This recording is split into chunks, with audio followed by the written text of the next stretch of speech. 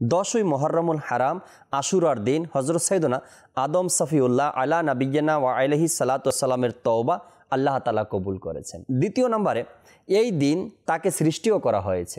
3 নম্বরে এই দিন তাকে জান্নাতে প্রবেশ করানো হয়েছিল। এই দিনেই তাকে জান্নাতে প্রবেশ করানো হয়েছিল।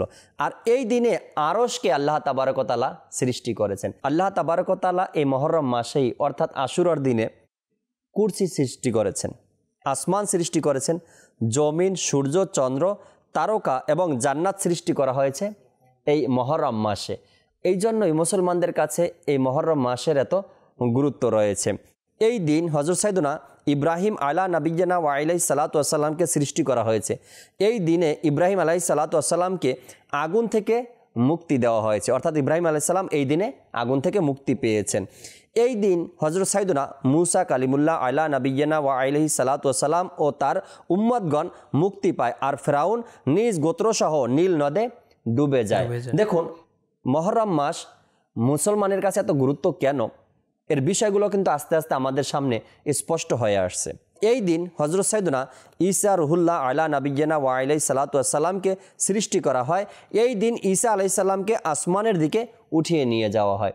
এই দিন বলতে নিজাম ভাই এখানে আশুরার দিন বোঝানো হয়েছে। আর আশুরার দিন কোন মাসের মধ্যে? মুহররম মাসের মধ্যে। আর এই মুহররম মাসের মধ্যে আশুরার দিন, আর আশুরার মধ্যেই এই সকল ঘটনাগুলো ঘটার কারণেই মুসলমানের কাছে এই মুহররম মাসের গুরুত্বটা তাও কিন্তু সকল যে ঘটনাটি বললেন আপনি, ঘটনাগুলি সবকিছু কিন্তু আম্বিয়া কেরামের সাথে সম্পর্কিত এই ঘটনা, যারা আল্লাহ তাআলার সৃষ্টির মধ্যে সেরা। জি। এরপরে এই দিন হযরত সাইয়েদনা নূহ আলা নবিয়্যিনা ওয়া আলাইহি সালাতু ওয়াসসালামের কিস্তি জুতি পাহাড়ে গিয়ে থামে। এই দিন হযরত সাইয়েদনা সুলাইমান আলাইহিস সালাতু ওয়াসসালামকে বিশাল রাজত্ব দান করা হয়। এই দিন হযরত সাইয়েদনা ইউনুস আলাইহিস সালামকে মাছের পেট থেকে বের করা হয়। এই দিন হযরত সাইয়েদনা ইয়াকুব আলাইহিস সালাতু ওয়াসসালামকে দৃষ্টিশক্তির দুর্বলতা দূর করা হয়।